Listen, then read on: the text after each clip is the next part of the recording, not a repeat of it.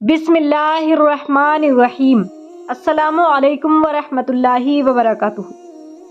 جب حضور محمد مصطفیٰ صلی اللہ تعالی علیہ وسلم کی عمر شریف تقریباً 25 سال کی ہوئی تو آپ کی امانت و صداقت کا چرچا دور دور تک پہنچ چکا تھا۔ حضرت خدیجہ رضی اللہ تعالی عنہا مکہ کی ایک بہت ہی مالدار عورت تھی۔ ان کے شوہر کا انتقال ہو چکا تھا۔ ان کو ضرورت تھی کہ کوئی امانت دار آدمی مل جائے تو اس کے ساتھ اپنی تجارت کا مال و سامان ملک شام بھیجے۔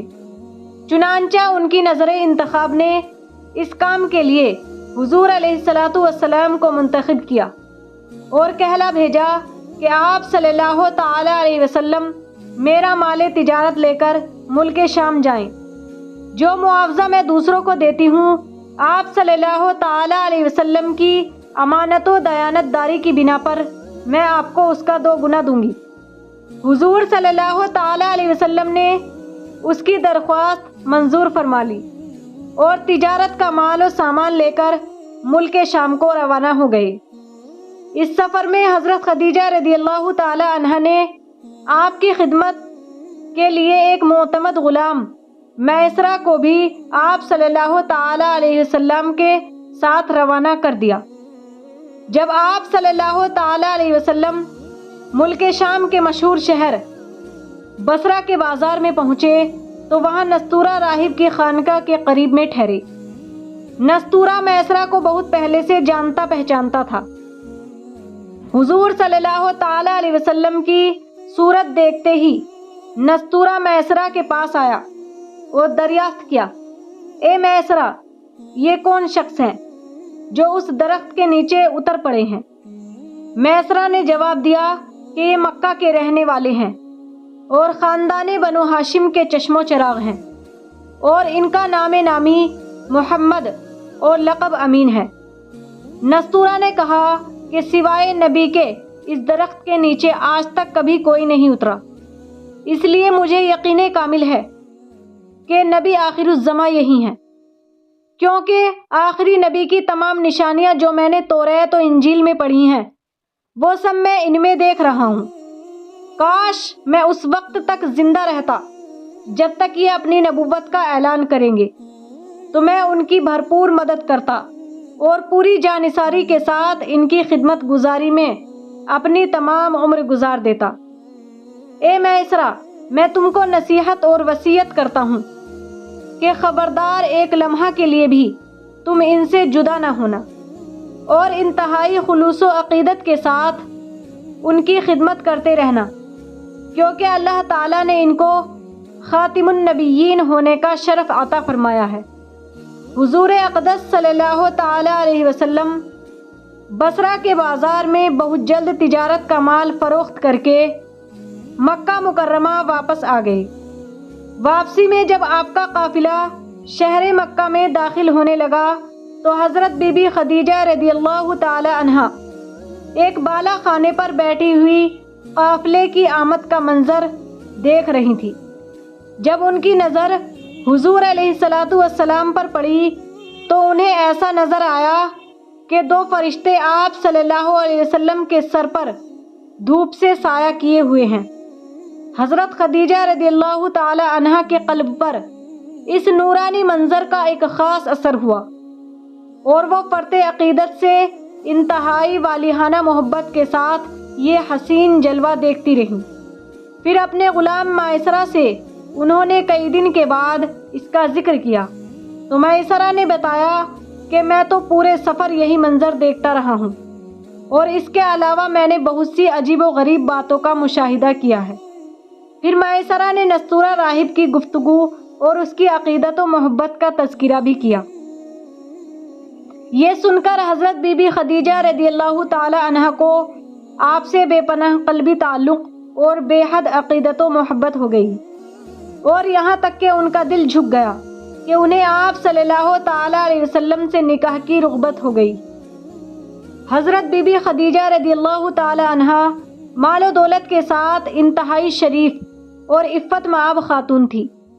اہل مکہ ان کی پاک دامنی اور پارسائی کی وجہ سے ان کو طاہرہ پاک باز کہا کرتے تھے۔ ان کی عمر 40 سال کی ہو چکی تھی۔ پہلے ان کا نکاح ابو حالہ بن زرارہ تمیمی سے ہوا تھا اور ان سے 2 لڑکے ہند بن ابو حالہ اور حالہ بن ابو حالہ پیدا ہو چکے تھے۔ پھر ابو حالہ کے انتقال کے بعد حضرت خدیجہ رضی اللہ تعالی عنہا نے دوسرا نکاح عتیق بن عابد مخزومی سے کیا۔ ان سے بھی 2 اولاد ہوئی، ایک لڑکا عبداللہ بن عتیق اور ایک لڑکی ہند بنت عتیق۔ حضرت خدیجہ رضی اللہ تعالی عنہا کے دوسرے شوہر عتیق کا بھی انتقال ہو چکا تھا۔ بڑے بڑے سرداران قریش ان کے ساتھ عقد نکاح کے خواہش مند تھے، لیکن انہوں نے سب پیغاموں کو ٹھکرا دیا، مگر حضور اقدس صلی اللہ تعالی علیہ وسلم کے پیغمبرانہ اخلاق و عادات کو دیکھ کر آپ صلی اللہ تعالی علیہ وسلم کے حیرت انگیز حالات کو سن کر یہاں تک کہ ان کا دل آپ کی طرف مائل ہو گیا۔ خود بخود ان کے قلب میں آپ سے نکاح کی رغبت پیدا ہو گئی۔ کہاں تو بڑے بڑے مالداروں اور شہر مکہ کے سرداروں کے پیغاموں کو رد کر چکی تھی اور یہ طے کر چکی تھی کہ اب 40 برس کی عمر میں تیسرا نکاح نہیں کروں گی، اور کہاں خود ہی حضور صلی اللہ تعالی علیہ وسلم کی پھوپھی حضرت صفیہ رضی اللہ تعالی عنہا کو بلایا، جو ان کے بھائی عوام بن خویلد کی بیوی تھی۔ ان سے حضور صلی اللہ تعالی علیہ وسلم کے کچھ ذاتی حالات کے بارے میں مزید معلومات حاصل کی۔ پھر نفیسہ بنت امیہ کے ذریعے خود ہی حضور علیہ السلام کے پاس نکاح کا پیغام بھیجا۔ مشہور امام سیرت محمد بن اسحاق نے لکھا ہے کہ اس رشتے کو پسند کرنے کی وجہ جو حضرت خدیجہ رضی اللہ تعالی عنہا نے خود حضور صلی اللہ تعالی علیہ وسلم سے بیان کی ہے، وہ خود ان کے الفاظ میں یہ ہے: انی قد رغبت فیک لحسن خلقک وصدق حدیثک، یعنی میں نے آپ صلی اللہ تعالی علیہ وسلم کے اچھے اخلاق اور آپ صلی اللہ تعالی علیہ وسلم کی سچائی کی وجہ سے آپ کو پسند کیا۔ حضور صلی اللہ تعالی علیہ وسلم نے اس رشتے کو اپنے چچا ابو طالب اور خاندان کے دوسرے بڑے بوڑھوں کے سامنے پیش فرمایا۔ بھلا حضرت خدیجہ رضی اللہ تعالی عنہا جیسی پاک دامن، شریف، عقل مند اور مالدار عورت سے شادی کرنے کو کون نہ کہتا۔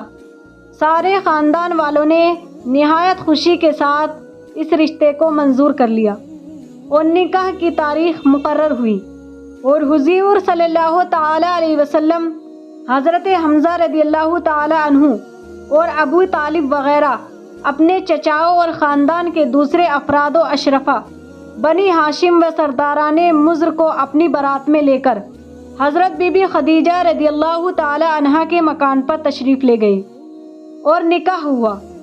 اس نکاح کے وقت ابو طالب نے نہایت ہی فصیح و بلیغ خطبہ پڑھا۔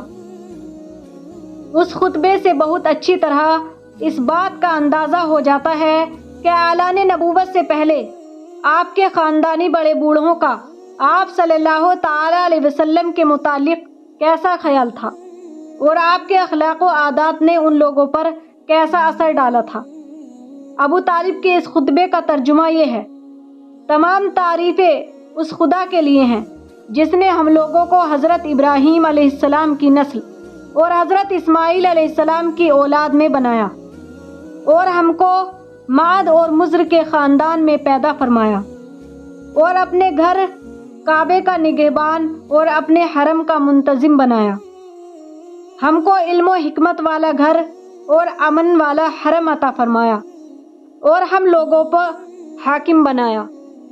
یہ میرے بھائی کا فرزند محمد بن عبداللہ ہے۔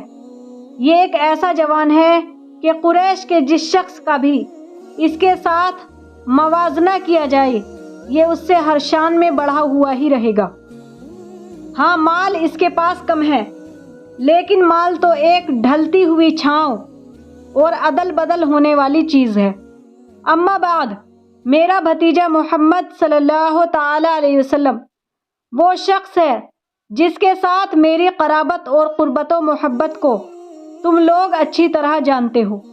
وہ خدیجہ بنت خویلد رضی اللہ تعالی عنہا سے نکاح کرتا ہے اور میرے مال میں سے 20 اونٹ مہر مقرر کرتا ہے، اور اس کا مستقبل بہت ہی تابناک، عظیم الشان اور جلیل القدر ہے۔